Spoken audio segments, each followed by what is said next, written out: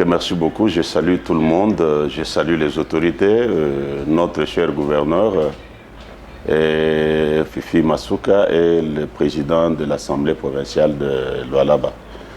Je salue tous les hommes de Dieu dans la ville. Je salue les frères et sœurs, tous ceux-là qui auront l'occasion de nous suivre. Alors, l'impact de la restauration dans la vie des gens. Je pense que la restauration, comme nous avons eu à souligner plusieurs fois, nous revenons encore pour définir qu'est-ce que c'est la restauration. Nous disons toujours, la restauration, c'est le retour à l'originalité. C'est ramener quelque chose à son état initial. Et qui peut faire cela? Il n'y a que Dieu seul qui peut faire cela dans la vie de tous ceux-là qui pensent que c'est fini pour eux. Donc c'est un message de ceux-là qui ont perdu l'espérance, ceux qui pensent que c'est fini. C'est là où le Seigneur nous a donné le message. Dans d'autres émissions, le peuple de Dieu aura à suivre notre témoignage, comment le message est arrivé, comment le Seigneur nous a donné ce message. Mais il y a des gens qui se posent la question, est-ce que la restauration, il y a des enseignements chronologiquement préparés pour aider le peuple de Dieu à arriver à cette restauration? Alors, aujourd'hui, je vous présente les agents de la restauration ainsi que les piliers de la restauration pour que vous compreniez l'impact que le message de la restauration peut faire dans la vie de quelqu'un. Je commence par d'abord les agents de la restauration. La restauration ne peut pas arriver dans la vie de quelqu'un, même dans un couple ou bien dans le ministère, sans qu'il y ait les agents principaux de cette restauration. Qu'est-ce que nous appelons agents de la restauration? Agents de la restauration, ce sont des personnes ou les mécanismes que Dieu a préparés pour qu'une personne ou un groupe de personnes ou bien une famille, même le pays tout entier arrive à la restauration. Et qui sont les agents? Premièrement, nous voyons la parole de Dieu qui est le premier agent de la restauration. Il n'y a pas de restauration sans la parole de Dieu. Donc la parole, c'est un agent très important parce que vous allez voir que dans Psaume, il est bien dit, il envoya sa parole et sa parole les guérit. Donc vous comprenez que la parole de Dieu a un impact très positif dans la vie de tout celui qui la reçoit. Et le travail que ça peut faire dans la vie d'un individu, le travail de transformation. Et nous avons le deuxième agent de la restauration qui est le Saint-Esprit. Le Saint-Esprit est derrière la parole de Dieu. Lorsque la parole de Dieu est libérée, est prêché, enseigné, le Saint-Esprit est capable de toucher le cœur. Vous savez, il y a deux types de paroles de Dieu.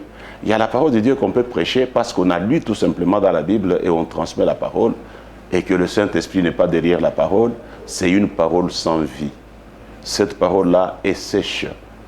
Elle est sans vie en elle et elle ne peut jamais amener les gens à la restauration.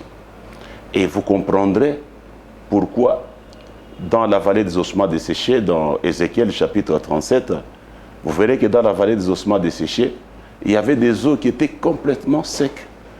Et ces eaux, lorsque vous lisez, c'était très sec. Et vous allez voir que le Seigneur, quand il arrive pour voir le prophète Ézéchiel, il a dit à Ézéchiel, il dit « parle ».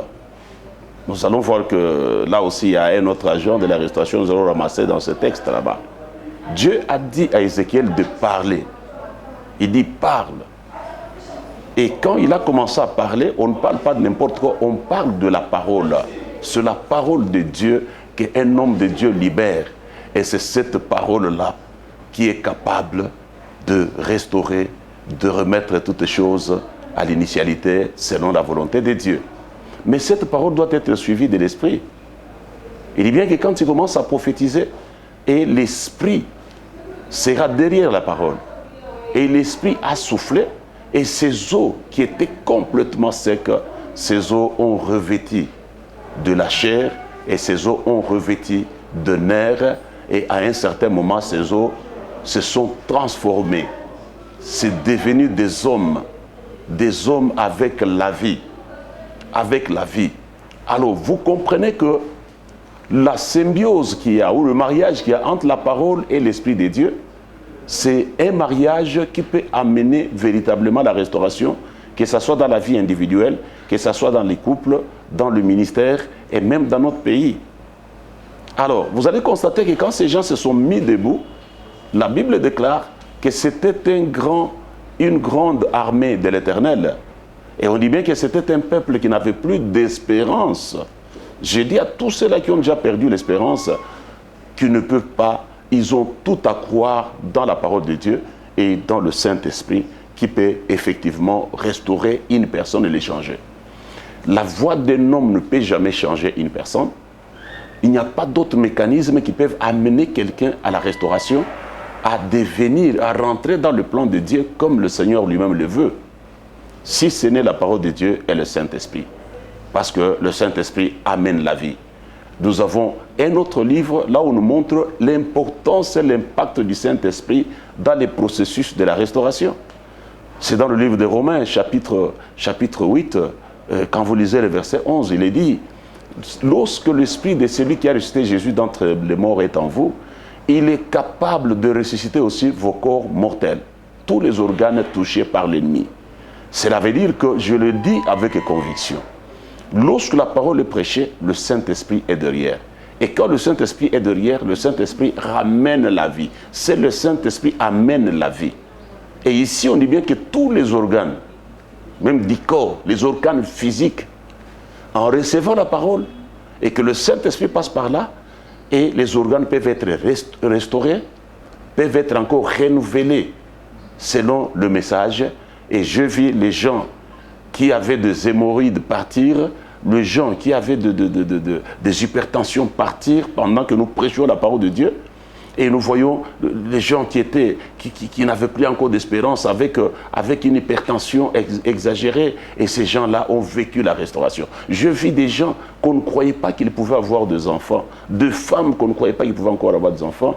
Et le médecin avait déjà déclaré l'impossibilité d'avoir des enfants. Mais la parole et le Saint-Esprit a fait qu'aujourd'hui, nous avons plusieurs témoignages de personnes qui n'avaient pas d'enfants et qui ont des enfants aujourd'hui.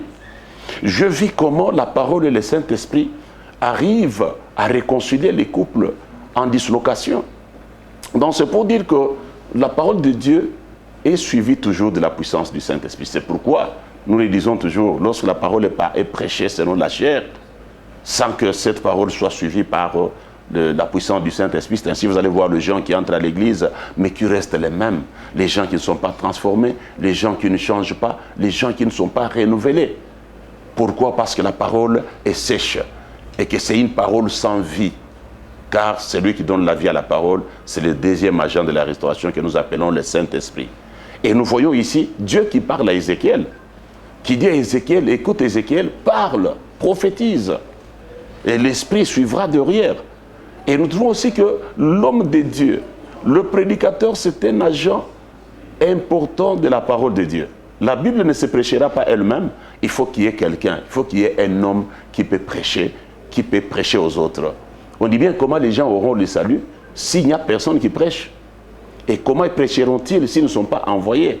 Donc vous comprenez que le troisième agent de la restauration, c'est l'homme de Dieu, c'est le prédicateur qui prêche la parole de Dieu et la parole qui peut amener la restauration. Et nous voyons qu'il y a aussi un agent de la restauration qui est la prière. La prière, elle est très importante dans les processus de la restauration. Alors, une église sans la vie de prière, un couple sans la vie de prière, un ministère là où il n'y a pas la vie de prière, un homme de Dieu même qui n'a pas la vie de prière, vous allez voir qu'il n'y a pas la vie dans tout ce qu'il peut communiquer. Même quand il prie pour les gens, vous verrez qu'il n'y a pas la vie, il n'y a pas la transformation, il n'y a pas les renouvellements et les gens ne vivront jamais la restauration. Donc voilà pourquoi la prière, notre Seigneur Jésus-Christ lui-même était un homme de prière. S'il y a l'impossibilité à toutes les choses, mais lorsque cet agent principal qui est la prière entre en jeu, vous allez constater que quels que soient les combats, quels que soient les problèmes qu'on peut avoir et on a perdu l'espérance, sache que Dieu amènera la restauration là où il y a la vie de prière. Et la prière n'échoue jamais. La prière résout tous les problèmes que nous pouvons avoir et Dieu s'implique. Dieu attend qu'on prie. Dieu attend que les gens prient, prennent le temps de la prière pour que le Seigneur s'implique et que sa main puissante, qui est le Saint-Esprit, puisse agir et apporter le changement, la transformation, le relèvement, la renaissance et ramener tout un groupe d'individus à la restauration, un individu, la santé, la joie, la vie et, que sais-je encore, la bénédiction. Donc voilà, ça c'est ce que nous appelons les agents de la restauration qui sont identifiés dans le message de la restauration et enseignés. Et tous ces agents constituent les enseignements, chaque agent a un enseignement qu'on doit apporter pour qu'on puisse bien comprendre et que les agents eux-mêmes puissent connaître sur quelle base on peut les utiliser. Non, la conscience n'est pas un agent parce que la conscience est dans l'homme chez qui nous amenons les agents là de la restauration. Vous voyez ça? Pourquoi? Parce que vous allez constater que c'est vrai, il y a la prise de conscience, c'est quand on écoute la parole. On ne peut prendre conscience si on n'a pas écouté la parole et si le Saint-Esprit n'a pas agi et que s'il n'y a pas la vie de prière, c'est presque impossible. L'homme est en face. Lorsque Dieu envoie Moïse chez Pharaon, Pharaon était là, il avait la conscience, mais quel type de conscience? Il y a la conscience du monde et la conscience de Dieu, lorsque quelqu'un a reçu la parole de Dieu. Donc vous comprenez que les 4 agents de la restauration que nous venons d'évoquer, la parole, le Saint-Esprit, l'homme de Dieu, c'est-à-dire le prédicateur et la prière, ces agents s'adressent à l'homme qui est en face du prédicateur. Et vous allez voir que quand Moïse est arrivé chez Pharaon, Pharaon était tel qu'il était. Mais il a fallu que Moïse apporte la parole. Il a fallu que Moïse prêche la parole, qu'il apporte la parole d'un Dieu puissant, d'un Dieu grand, pour que la conscience de Pharaon soit touchée, afin que Pharaon, après tout, arrive à la libération du peuple de Dieu. Donc vous comprenez que nous venons de citer ces agents, c'est pour comprendre que l'église montagne de la restauration, ce n'est pas comme les gens pensent. Peut-être que c'est juste un mot, restauration, c'est un mot seulement, qui a été choisi dans la Bible, qui a été imaginé pour prêcher, mais c'est tout un processus avec des enseignements et les œuvres de puissance qui amènent les gens à vivre effectivement le renouvellement de leur vie. Alors ici, je voudrais frôler maintenant, en dehors des agents de la restauration, nous avons ce qu'on appelle les piliers de la restauration. Dans le pilier de la restauration qui constitue aussi des enseignements qui sont étendus pendant toute une année et on marche un pilier après l'autre, un pilier après l'autre. Et nous avons ici les piliers. Les piliers, c'est aussi, je peux dire que les piliers sont de moyens par lesquels le Seigneur et l'Éternel aident le peuple de Dieu à s'impliquer dans les processus de la restauration. Premièrement, les agents, ce sont eux qui apportent l'impact dans la vie de l'homme. Mais ici, les piliers, maintenant, c'est l'implication de l'homme qui réellement a écouté la parole et veut vivre la restauration de sa vie, veut être rebâti, veut être relevé, veut être, je ne sais pas, reconstruit encore dans le message de la restauration. Le premier pilier de la restauration, qui constitue tout un enseignement, c'est la repentance. La repentance.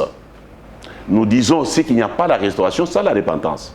C'est pourquoi quand on nous lit dans la Bible, dans Actes des Apôtres, nous sommes dans Actes des Apôtres, chapitre 3, le verset 19 à 20, vous allez voir pourquoi nous appelons la repentance comme étant le pilier de la restauration.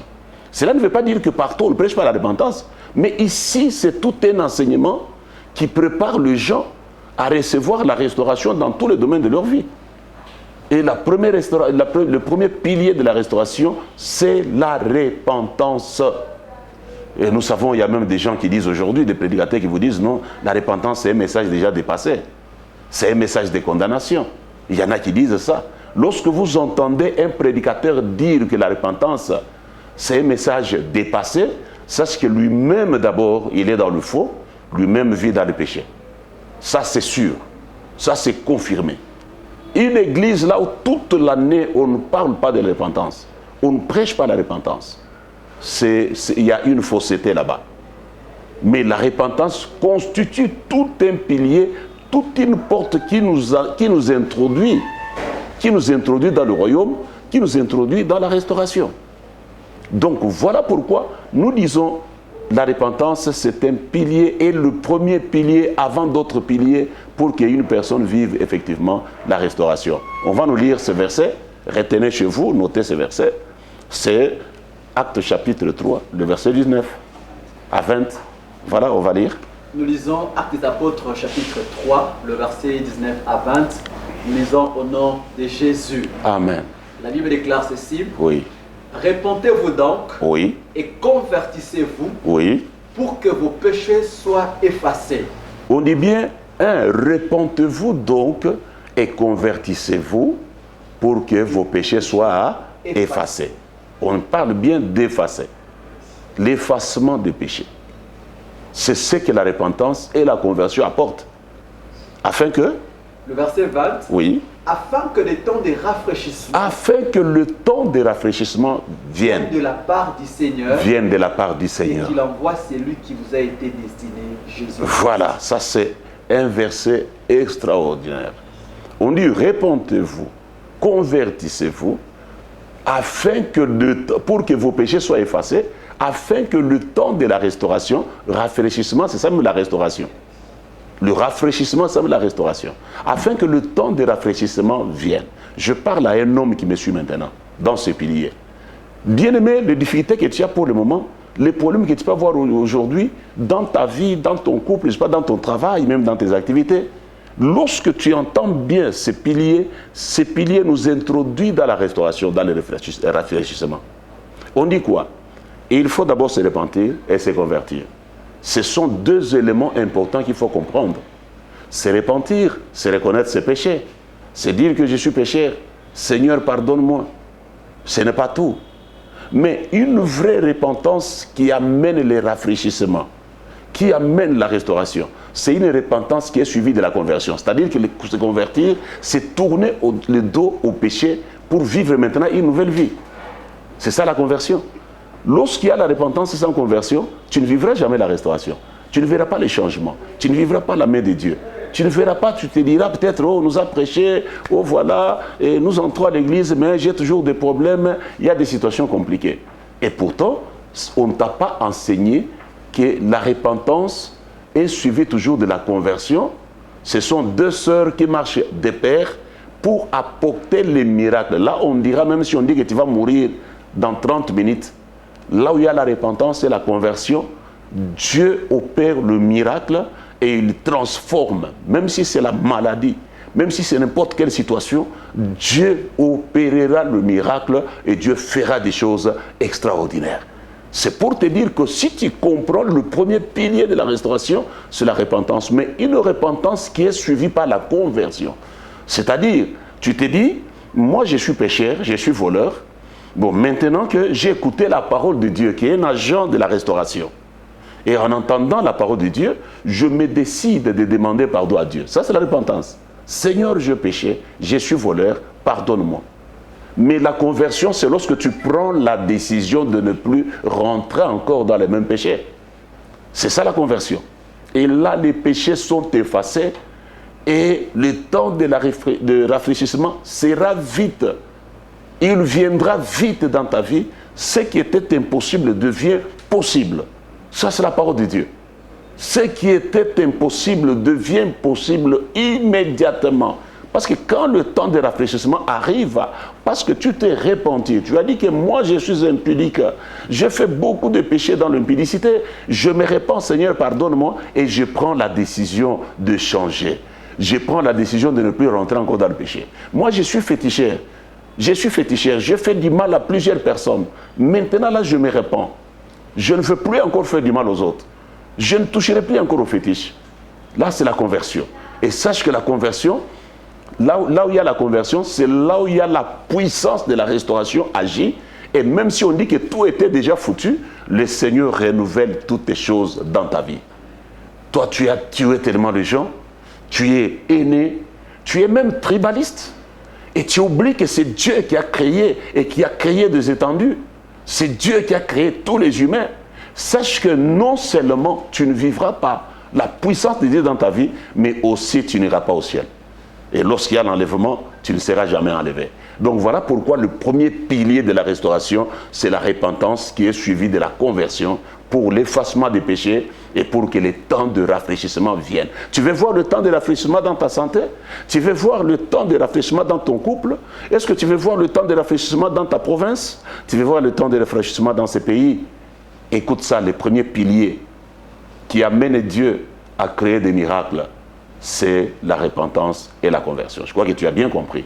Et le deuxième pilier, je vais m'arrêter au deuxième pilier, parce que je ne saurais pas tout donner ici.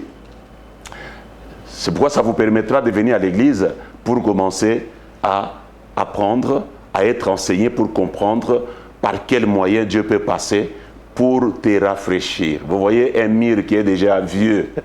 Lorsqu'on rafraîchit un mur, on le retape encore, ça devient un mur qui a de l'éclat, qui va sauter aux yeux des hommes, et les hommes aimeraient voir ce mur-là. Ça donne de la beauté. C'est ce qu'on appelle le temps de rafraîchissement. Dans d'autres termes, c'est le temps de la restauration. Effectivement, c'est là où je peux profiter pour donner mon témoignage propre. À un certain moment, je servais le Seigneur, mais à un moment, le malin est venu dans ma vie, et je suis tombé très bas. Vous voyez ça?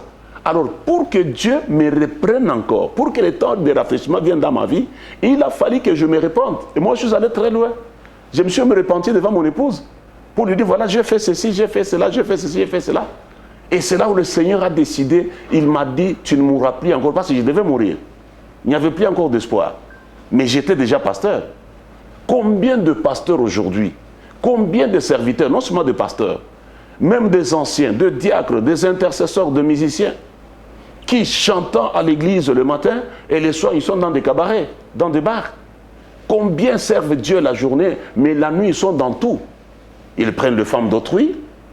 Vous voyez, il y a même d'autres aujourd'hui qui sont des serviteurs de Dieu, mais qui sont maintenant dans les ordres mystiques.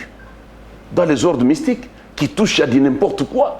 Dernièrement, j'étais sur l'internet, j'ai vu un jeune homme qui disait, il est allé consulter le liste des Rosicruciens, des Écancars, et il a trouvé aussi les noms des pasteurs. Et vous pensez que ces piliers ne concernent pas les serviteurs de Dieu? Pour qu'un serviteur connaisse un ministère puissant, ces piliers les concernent. La repentance et la conversion. Vous savez, un jour, Pierre a renié Christ. Et quand il a renié Christ, qu'est-ce qu'il fallait? Il s'est repenti par après. Donc la repentance, la conversion concerne tout le monde, même les autorités politico-administratives. On peut commettre les erreurs. On peut emprunter une autre voie qui n'est pas la voie de Dieu. Mais si tu veux que Dieu soit avec toi, il faut le premier pilier de la restauration qui est la repentance et la conversion. Celui qui parle ici, c'est l'apôtre Pierre qui parle aux serviteurs de Dieu de ce temps, aux hommes d'Israël, des Juifs de ce temps-là. Il leur disait, repentez-vous et convertissez-vous pour que vos péchés soient effacés, afin que le temps de rafraîchissement vienne de la part du Seigneur Jésus-Christ. Aujourd'hui, vous voyez, il y a beaucoup de gens qui entrent dans des églises. D'autres même sont dégoûtés d'entrer dans des églises parce que les choses qu'ils voient les hommes de Dieu faire, les choses qu'ils voient les serviteurs de Dieu faire, parfois ça les décourage, ils se disent, mais à quoi bon d'aller à l'église? Parce que nous nous retrouvons dans les bars avec des serviteurs de Dieu, avec des hommes de Dieu. Nous nous retrouvons dans des hôtels avec eux. Nous nous retrouvons avec eux chez les devins, dans les ordres mystiques, nous nous retrouvons avec eux. À quoi bon sert d'aller à l'église? Vous comprenez qu'on devient une pierre d'achoppement pour plusieurs. Alors aujourd'hui, quand le Seigneur dit, souviens-toi d'où tu es tombé, fais tes premières œuvres. C'est sérieux, bien-aimé, c'est sérieux. Je sais que cette émission, quand elle sera suivie, plusieurs personnes, le Saint-Esprit est derrière ce message. L'agent principal de la restauration, le Saint-Esprit, il va toucher le cœur. Bien-aimé, si on est même serviteur de Dieu par rapport à ta question, notre souci, ce n'est pas avoir de gloire sur cette terre, avoir de renommée. Et ce n'est pas pour avoir seulement de l'argent. On sert Dieu pour avoir de l'argent. C'est ce qui pousse d'autres à aller toucher à dire n'importe quoi.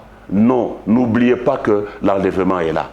N'oubliez pas qu'il y a un ciel à gagner qui est là. À quoi sert de servir le Seigneur en se vautrant dans n'importe quoi, mais par après, Jésus dit et te dira, je ne t'ai jamais connu. C'est le temps de la restauration. C'est pourquoi nous disons dans notre thème, nous disons c'est le temps de votre restauration. Donc ça doit concerner tout le monde. Ça doit concerner ceux qui nous suivent, que ce soit les autorités politico-militaires, administratives, Je ne sais pas que ce soit les hommes de Dieu, les serviteurs de Dieu, les servantes de Dieu, que ce soit le peuple tout court, que ce soit cet homme-là qui a fui sa femme, qui a laissé les enfants, qui a fui la famille, il a laissé la femme en souffrance avec des enfants, et il est allé ailleurs. Donc ce message te concerne, bien-aimé, toi qui me suis. C'est le temps de votre rafraîchissement. C'est le temps de votre restauration. Et le Seigneur ne tardera pas à faire des choses extraordinaires dans votre vie. Quand les rafraîchissements viennent, tout change. Tout change. Je connais un homme, Aman, qui a vu sa restauration. Et c'était terrible. C'était un général, un dignitaire connu dans son pays, qui était très respecté. Mais qui, au-dessus, il avait des habits, mais à l'intérieur, il y avait la lèpre. Cela veut dire qu'apparemment, on peut voir comme si tu es bien, tu peux être militaire, tu peux être autorité politico-administrative, un médecin, je ne sais pas, un homme de loi, et ainsi de suite, mais à l'intérieur de toi, il y a la lèpre. Mais cet homme-là, en se jetant dans l'eau, l'homme de Dieu lui a dit, Élisée lui a dit, va seulement, tu te jettes dans l'eau, cette fois, et tu verras. Mais en se jetant, en obéissant à la parole de l'homme de Dieu, il s'est jeté dans l'eau et vous allez voir ce qui s'est passé. On dit que sa peau était devenue comme la peau d'un bébé. C'est ça la restauration. Je dis à celui qui me suit maintenant que la restauration est possible. Dieu est capable de restaurer ta santé, il est capable de restaurer ton foyer, il est capable de restaurer ton ministère, il est capable de restaurer ta vie et tes activités. Dieu est capable, je te répète encore que Dieu est capable, la restauration est possible. Mais si tu comprends bien ce premier pilier, le premier pilier de la restauration, qui est la repentance, une repentance qui est suivie par la conversion. Quand on dit seulement pardon à Dieu et qu'on n'est pas prêt à changer, qu'on n'est pas prêt à tourner le dos au péché, là, ce n'est pas une repentance qui est complète. C'est pourquoi nous serons à l'église, mais les choses ne changent pas. Nous ne vivrons jamais le temps de rafraîchissement. Donc voilà, je te réponds pour dire que le premier pilier de la restauration concerne tout le monde, y compris moi. Alors, pasteur, il y a beaucoup de chrétiens, beaucoup de personnes qui se répandent et qui répondent encore. Ah, voilà. Qu'est-ce qu'il faut faire? Ah, voilà. C'est là où intervient le deuxième pilier de la restauration. Le deuxième pilier de la restauration, c'est la délivrance. C'est la délivrance. Pourquoi cette personne qui a entendu la parole, qui s'est repentie et qui revient encore, qui se vautre encore dans le péché? C'est-à-dire, quelque part, derrière chaque péché, il y a un esprit. C'est ça qu'il faut savoir. Derrière chaque péché, il y a un esprit. Si cet esprit-là n'est pas chassé, c'est un problème.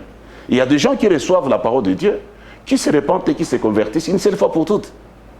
Et le Seigneur s'en occupe. Mais il y a deux personnes, il se repentit plus d'une fois. Il fait que se repentir et il rechute encore. Il se repent, il rechute. Là maintenant, ça demande la délivrance qui est le deuxième pilier de la restauration. Je vais vous donner un exemple dans la Bible. Lorsque vous lisez dans Jean chapitre 11, le verset 39-40, et on saute pour lire 44, vous allez voir le mystère qui est là, le secret qui est là pour de telles personnes. On va lire. Nous lisons Jean chapitre 11, versets 39 à 40 et 44 après. Nous lisons au nom de Jésus. Amen. La Bible déclare ceci. Jésus dit, ôtez la pierre. Ôtez la pierre, il s'agissait de la mort de Lazare. Il dit ôtez la pierre, il parlait à Marie et à Marthe. Hein? Marthe, la sœur du mort, lui dit, Seigneur, il sent déjà, car il y a 4 jours qu'il est là. Le verset 40, Jésus lui dit, ne t'ai-je pas dit que si tu crois, tu verras la gloire de Dieu. Le verset 44, et les morts sortis, le pied et le main liés de bandes et le visage enveloppé d'un linge, Jésus leur dit, déliez-les et laissez-les aller. Amen. Donc ici, nous avons 2 éléments très importants. Même 4. 2 éléments très importants qui impliquent et les agents de la restauration et les piliers de la restauration. Voilà qu'un homme qui est mort, pourquoi? La raison était simple, parce qu'il s'était éloigné de Jésus.